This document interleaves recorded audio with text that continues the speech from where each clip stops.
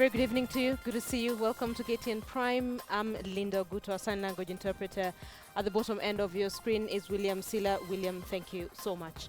All right, we'll begin this bulletin with a story that caused a lot of inconvenience to pedestrians here in Nairobi, and traffic along the busy Magadi Road was this morning interrupted for close to 5 hours after students of the Multimedia University took to the streets to demonstrate over what they termed as reckless driving among matatu operators plying the Ongata-Rongai route. This follows the death of a student on Sunday. Timothy Otieno is working on that story for you. We'll get it for you as soon as it's ready.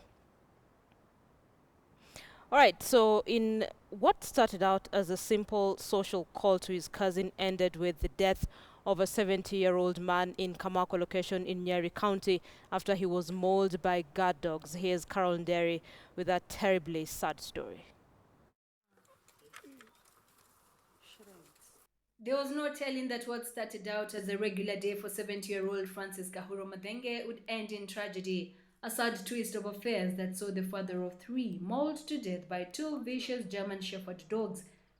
The 3 p.m. Monday attack has left many wondering how the afternoon attack came to be. He was beaten all over. All the clothes were torn, but the most easy injuries were around the head.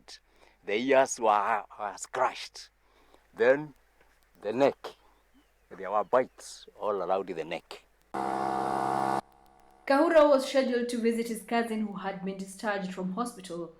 When he got near the residence, the late Kahura called his cousin Johnson Degwa inquiring if his dogs had been locked in, to which he replied in the affirmative.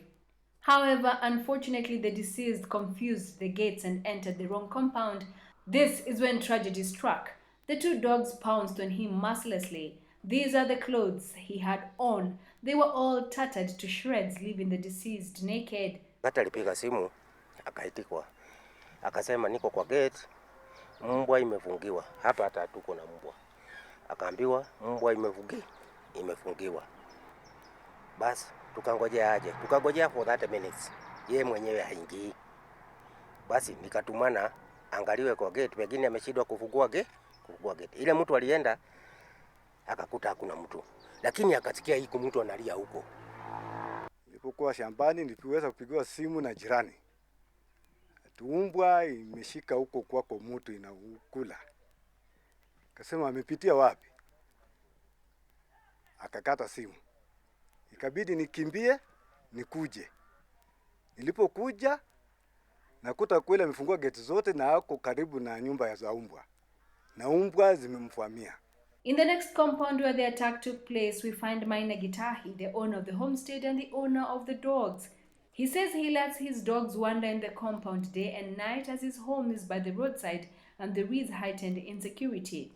And although it was an accident as the late Kahuro got into his compound by mistake, he regrets the unfortunate incident. Nasikia mimi niko na huzuni sana. Kupoteza binadamu. Maina, who has lived here for the past 25 years, says his dogs are highly trained. He had 3 German Shepherds, but one died a few months ago, leaving these 2. The family says that although the incident was an accident, more investigations ought to be carried out. The body of the deceased is lying at the Nyeri County Referral Hospital mortuary. Carol Nderi, KTN News, Nyeri County. That is such a sad story from Nyeri. Now, do you ever get the feeling that our parliament is bloated? Well, a secondary school teacher from Uasin Gishu County has decided to take steps to provoke some changes. Rage Hussein has petitioned Parliament to amend the constitution and reduce the number of constituencies from the current 290 to the initial 210 constituencies. And according to him, the 47 positions of women representatives should also be scrapped. 36-year-old Rage Hussein from Uasin Gishu County and a teacher by profession had appeared before the Constitution Implementation Oversight Committee with a raft of proposals to amend the Constitution. And first on his list was a proposal to amend Article 97 of the Constitution that provides for the composition and membership of the National Assembly. According to Hussein, the number of constituencies should be reduced to 210 from the current 290, as well as scrap the 47 positions for women representatives. However, this requires a referendum. In all villages down there, in all wards, you'll get 50 people, 20, 30, they want to vie for this seat.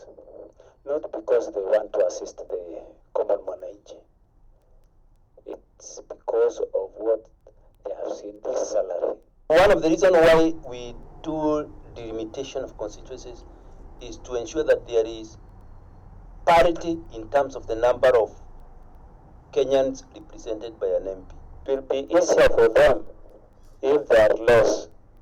They will even work more effectively. Ragi also wants the Salaries and Remuneration Commission to reduce the salaries of all elected leaders by 30%.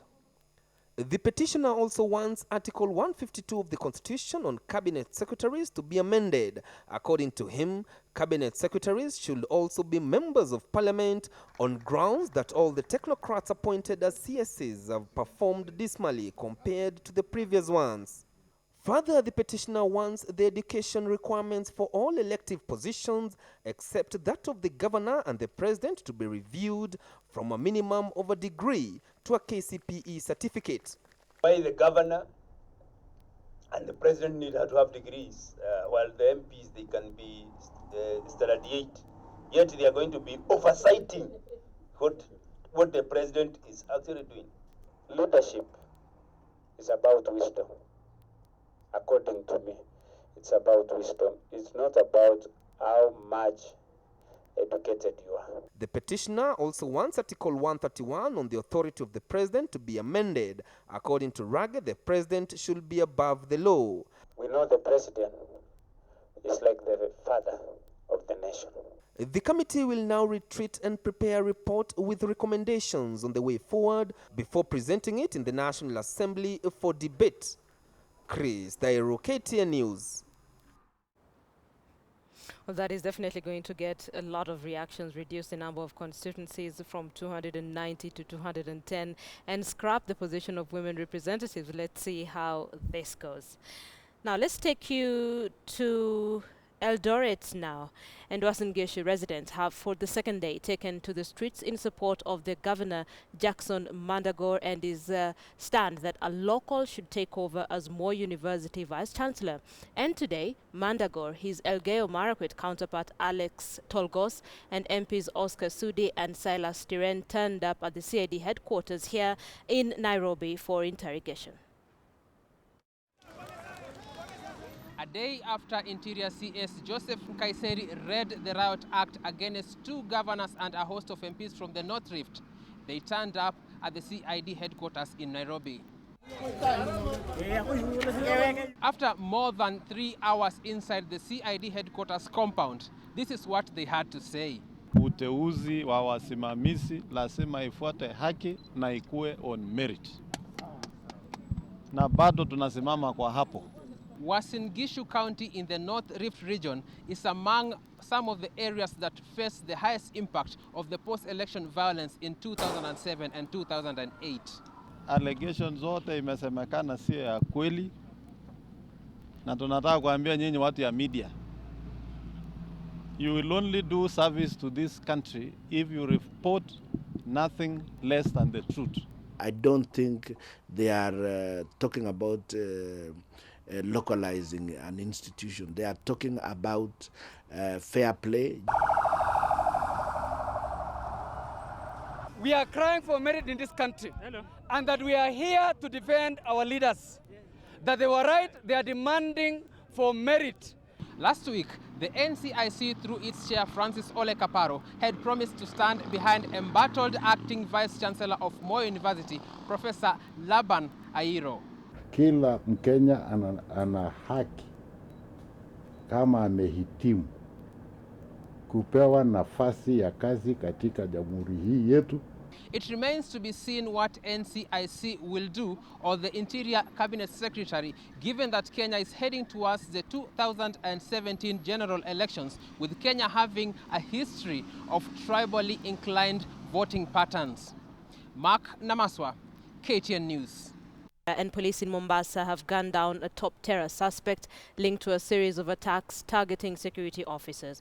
It was the end of the road for Ismail Mohammed Shosi, who had been on police radar for close to 2 years when anti-terror police unit stormed one of his hideouts at Mwandoni in Kisauni. Take a look. For several weeks, police have described him as dangerous and daring. His pictures made rounds in the media. Ismail Mohammed Shosi was a man feared and avoided even by those who knew him. However, when anti-terror police unit stormed one of his hideouts at Mondoni mid-morning, it took them just a few minutes and Shosi was no more. The security spotlight is yet again here in Kisauni, and just a few meters from where I'm standing is the structure that housed Ismail Shosi, and police say they have been trailing the man for close to 2 years. Residents are shocked at events that followed the execution. Kaambiwa sasa hakuna kuenda kwa nyumba mpaka hii shughuli ishi. Nikamwambia mtoto wangu yuko ndani kwa nyumba, akaniambia hakuna kuenda. Alafu kaongea na madam niachilie kidogo niangalie mtoto, akasema hapana mpaka hii shughuli ishi ndio wewe utoke. An exchange of fire that ensued caught the attention of residents. Police will however overpower him, and after ransacking his house, a J3 rifle will be recovered. This as well as over 100 pieces of ammunition. A training manual on how to defeat intelligence was part of the seizure. Police have linked him to the deadly execution of a national intelligence officer last year at Old Town in July.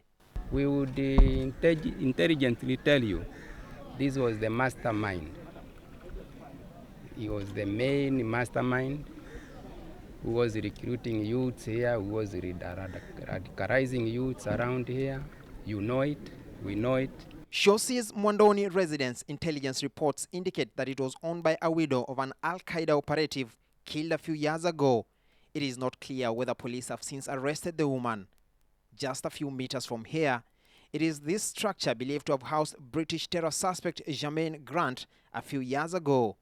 Reports further link Shosi to an Al-Shabaab wing that was part of the 2014 Mpeketoni mass murder and the aborted Baure KDF attack of 2015. You can't dodge a government, a legitimate government.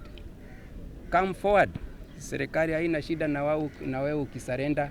January this year, police announced that Shosi was part of those who had escaped their dragnet at Majengo area on the outskirts of the city. Some of his accomplices were gunned down.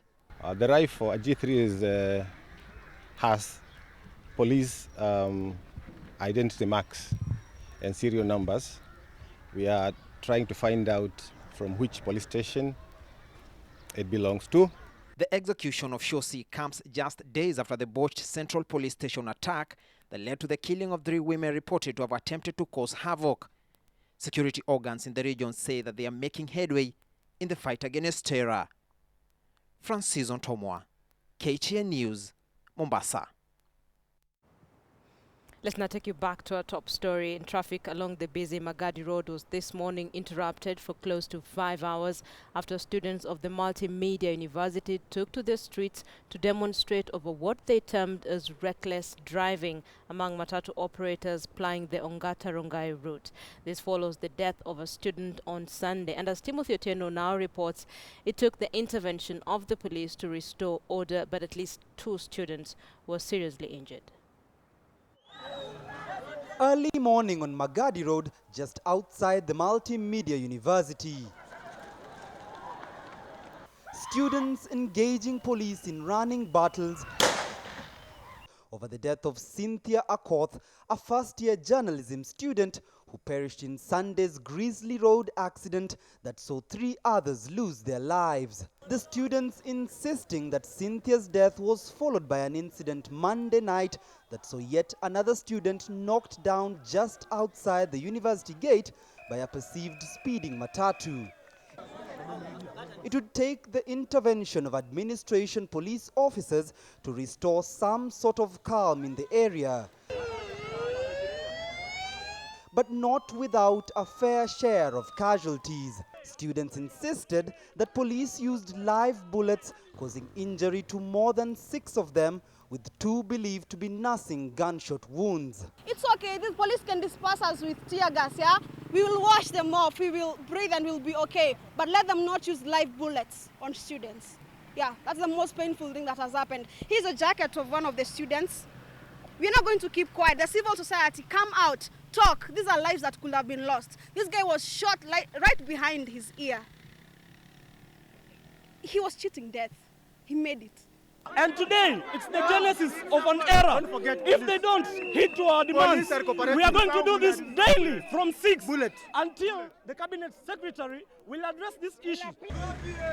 But as the tempers flared on the streets, inside the National Transport and Safety Authority boardroom, the blame game was shifted. The Director General insisting that most of the recent cases of road carnage could have been stopped had Matatu SACCOs played prefects among themselves. We cannot be on each and every spot of this on the road on this country. But where the SACCO will fail to do its obligation, then we will step in. The Ongata Line Transport SACCO, whose bus caused an accident on Sunday, had received several warning letters from the NTSA. In just 2016 alone, the SACCO received 6 warning letters from the transport body, despite the fact that the vehicles from the same SACCO had caused the death of 2 individuals in February this year. The SACCO did respond to the letters on the 7th of this month, requesting the National Transport and Safety Authority to take action against 4 vehicles among its fleet, which they insisted had since gone rogue. In the letter, they insisted that they lacked the discretion to ban the fleet, as they owed the SACCO millions of shillings since the SACCO stood as their guarantors in a loan. The matatus on our road are owned by politicians and policemen. So policemen will report to the politicians. These people will gang up. They will go even see the president. What about people like us who are working on the road? It is not true. We have seen the records and of ownership. And some of these stories that we hear, wild stories we are hearing, they are not true. They are not factual. There have been several new traffic regulations seeking to curb road carnage, but seemingly little progress forthcoming. In 2014, the head of state relaxed rules banning graffiti and artwork on public service vehicles. But now, the very same vehicles are viewed as deaths on wheels, with more than 1,600 people losing their lives from road accidents during the first half of this year, according to the National Transport and Safety Authority statistics. How can we afford to keep quiet? It takes one insane person to bring some sanity on this road. I echo my lecturer and said that, yes, if our people can stand and do something, today we have done that thing. Timothy Otieno, KTN News. Let's now focus on a feel-good story. Many teenage mothers drop out of school in what often becomes the beginning of a troubled life as they seek to build homes for their babies. But in Meru, a new initiative is providing these young mothers with a second chance. Take a look.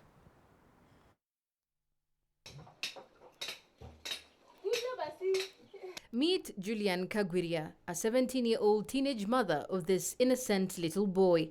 Oblivious that his mother is supposed to be getting ready for school, but instead she has to make sure that his food is ready, his clothes are clean, and other household chores are done before she goes to class.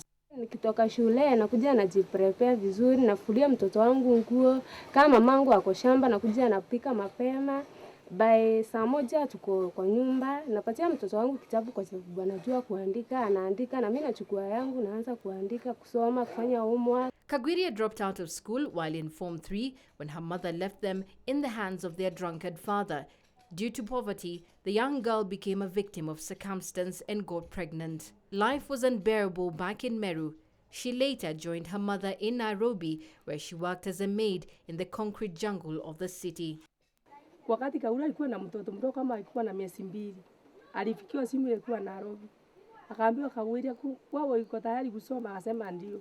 Sasa hiyo wakati Kaura mtoto alikuwa na miezi 2. Sasa nikauliza huyu mtoto wasiwa na miezi 2, nikamwambia hata wewe kuja hata wakitikia hata saa hii mimi nitaaswa na huyu mtoto.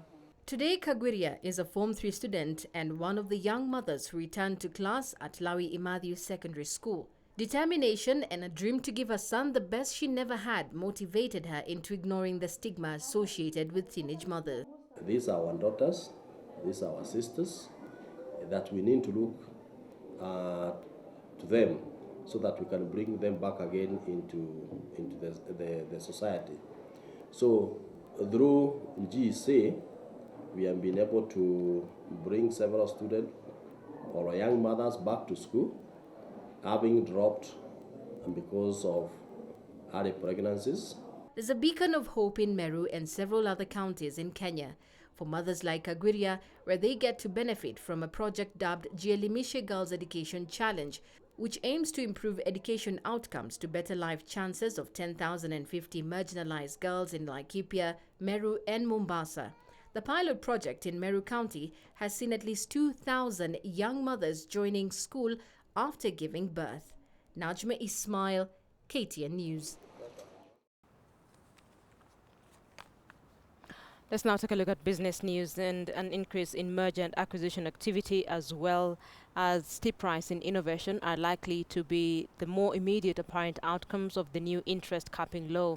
This is according to a report by Britain Asset Managers, who also hold that small banks are likely to feel a great pinch due to their limited access to funding while working towards implementing the recently enacted law.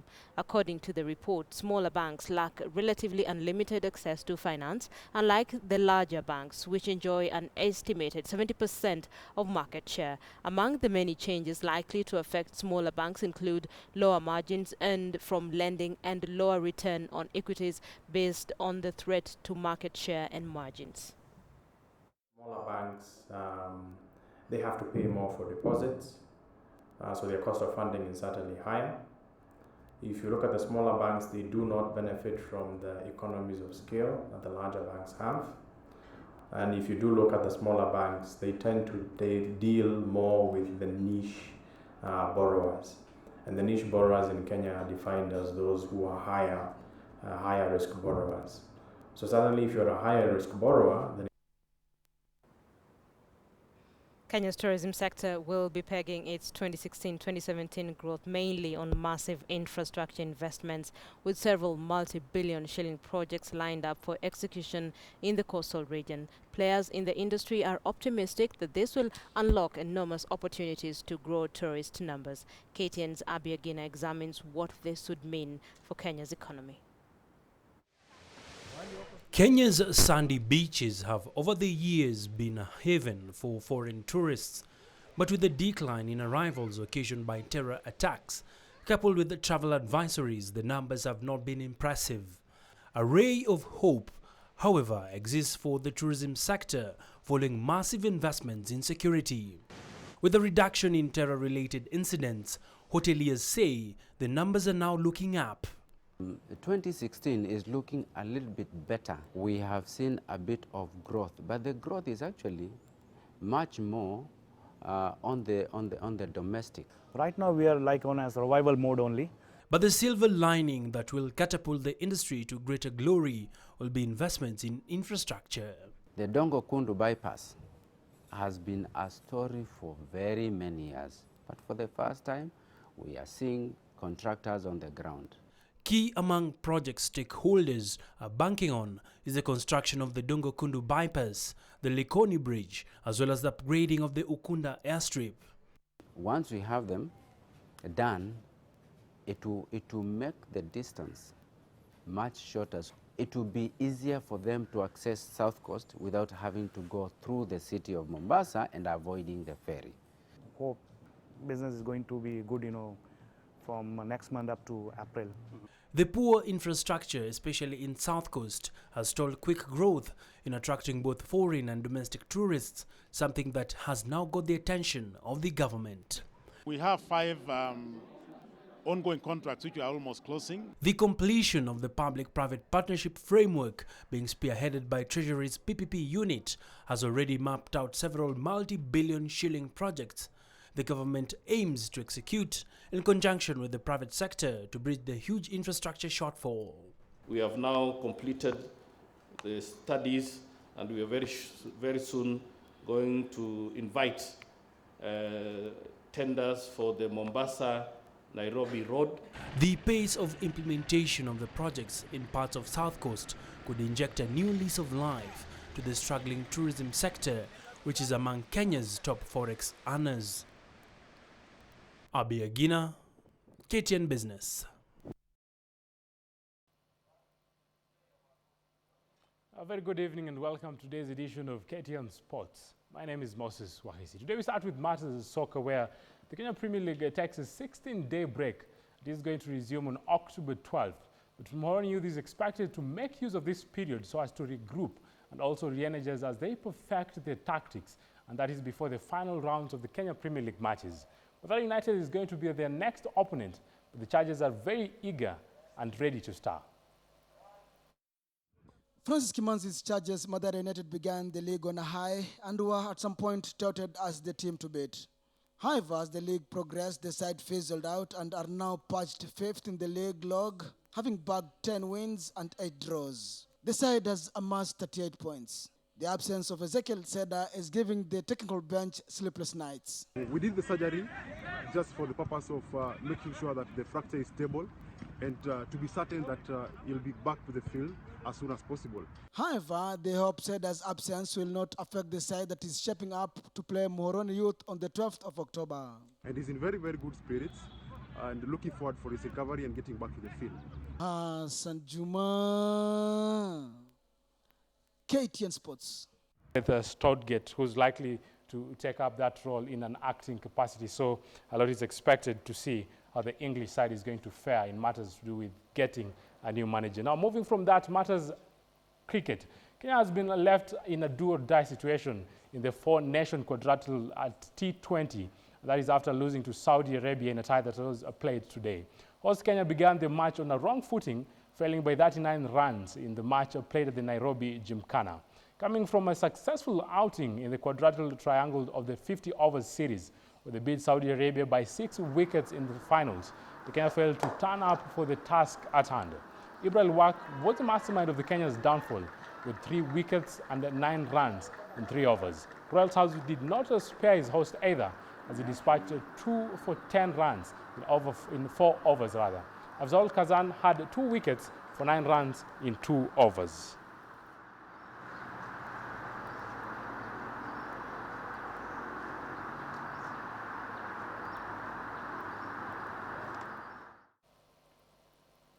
Now, matters of Champions League. Yes, we know today is the second match day, and that is in the group stages. Last week, we had a fair share of group matches, and this time round, we also have this return leg, and absolutely not return leg, but we have the second week games in Champions League. And then just looking at the different ties that I scheduled for today, Tottenham is going to go up against CSK Moscow. Also, Sporting is going to be up against Legia Warsaw, and Sevilla will have a tight battle against Lyon. Juventus, on the other side, is another tie that is expected to spice today's schedule. Will be playing just looking to bag maximum points. Dortmund against Real Madrid, and remember, Dortmund has always been having a fair share of victory playing at home against Real Madrid. So today, how will that tie shape up? Monaco is another side that is going to be playing Bayern Leverkusen, while Club Brugge, they got a 3-0 beating in their first outing. This time round will be up against Copenhagen. Leicester City will also be playing Porto, but once Slimani, people are saying that he's going to have what it takes to get maximum points for Leicester City, but it's a matter of time. We wait and see how those ties are going to shape up after the final 90 minutes. So and with that, we do wind up with today's edition of KTN Sports. My name is Moses Wahisi. Have a lovely night. All right, people, we're just about to wrap up KTN Prime, but let's look at a big question before we go. We asked you if you're satisfied with the performance of NTSA in curbing road accidents. Of course, this is in relation to the demonstration that were witnessed by multimedia university students. They were demonstrating over what they termed as reckless driving. So we asked you if you're satisfied with the performance of NTSA in curbing road accidents.